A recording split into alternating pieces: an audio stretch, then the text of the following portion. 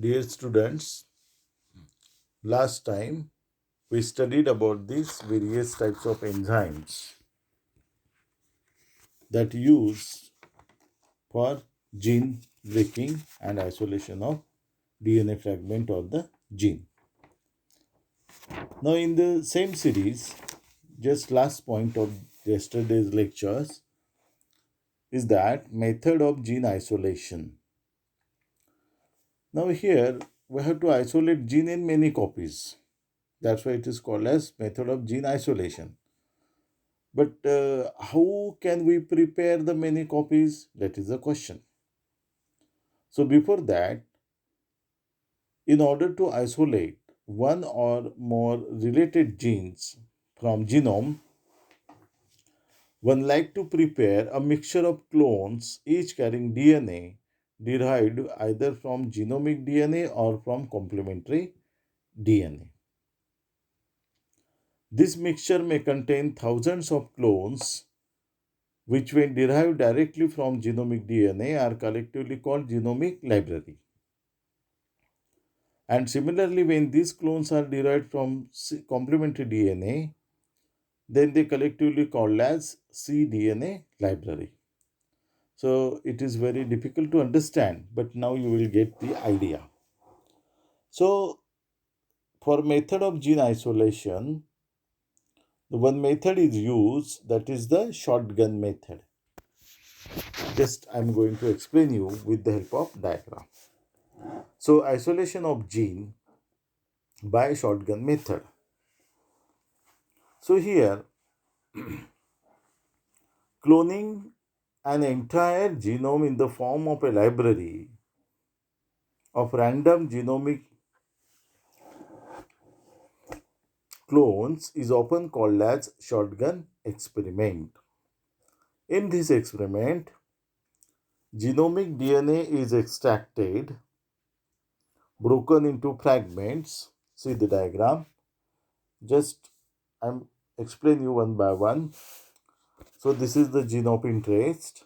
We have to get from bacteria, virus, plant or animal. For example, you keep in mind the gene of the product that we want in a more scale. For example, insulin, like that. Now, this experiment genomic DNA is extracted, broken into fragments. See the diagram, broken into fragments of reasonable size by a restriction endonucleases. See, X1, X2, X3, X4, they are broken and then inserted into a cloning vector to generate a population of chimeric vector molecules. See this one. So this is the plasmid.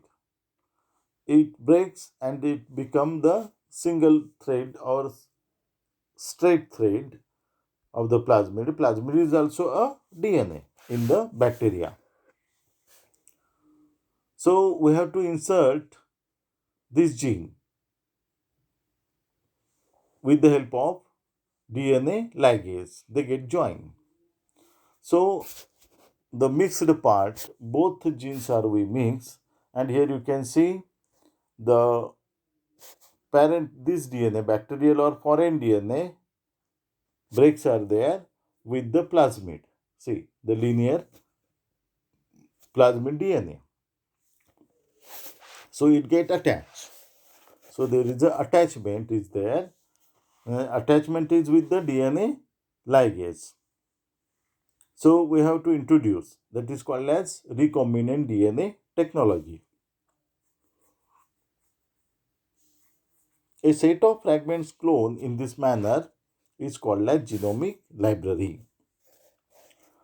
So now this gene by broken into fragments of reasonable size by restriction endonuclease and then inserted into the cloning vector to generate a population of chimeric vector molecule. Okay. A set of fragments cloned in this manner is called as genomic library.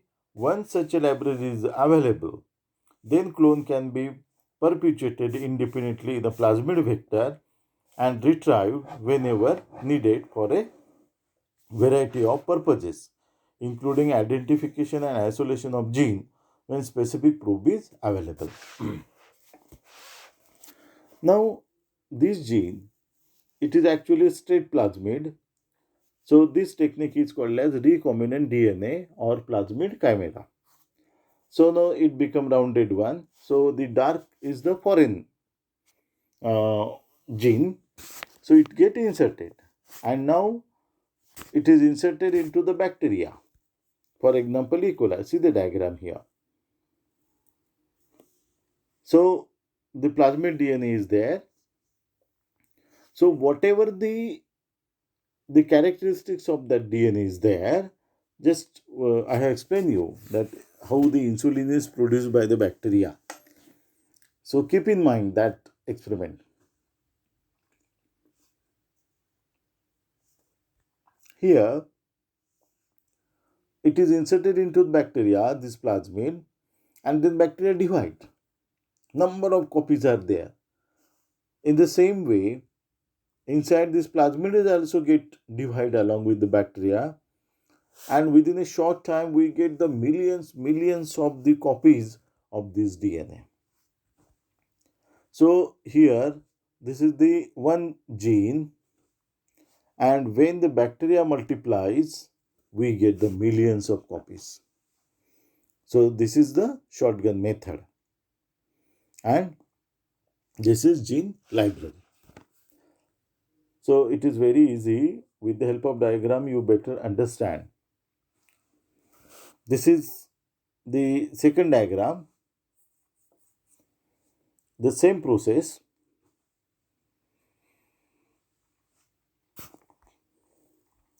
Here the cuts made by restriction enzyme that recognizes a specific nucleotide sequence. This is the E. coli chromosome. E. coli is the bacteria Escherichia coli. So this chromosome breaks, and then DNA ligase is inserted in the solution, and we have to keep this recombinant plasmid. So here this plasmid along with that DNA, it makes a millions copies, and then the E. coli plasmid cut by some restriction enzyme, and again we have to take that enzyme, DNA from the plasmid, excess plasmid DNA in a many number. So when the bacteria multiply. So this is one and the same thing, just I have explained you. So this is the genomic library. So prepared by using number of restriction endonucleases one at a time, so that we get varying sizes having cuts at different places of the genome will be available. So in this way, this is the shotgun method. By using this, we get the number of copies of the DNA, wanted DNA or interested DNA. So at the time of answering, you have to draw the diagram. First one is the most important diagram. This technique of shotgun experiment leads to the construction of random genomic library in which all fragments have same fragment ends, thus helping retrieval of fragment from the vector with the help of same enzyme. So here in short I am explaining you that we have to insert the gene of interest into the bacterial plasmid. It get entangled in the plasmid DNA of bacteria, that is called as recombinant DNA technology. Then that bacteria multiplied. Along with the multiplication, that inserted gene is also get multiplied, and we call it as genomic library. Suppose if we want to isolate that gene, we have to break again that gene by restriction endonucleases, and we get that particular gene in many number. So this is the isolation of gene by shotgun method. So next time we will see the splicing technique, how the DNA spliced or break. Okay, thank you.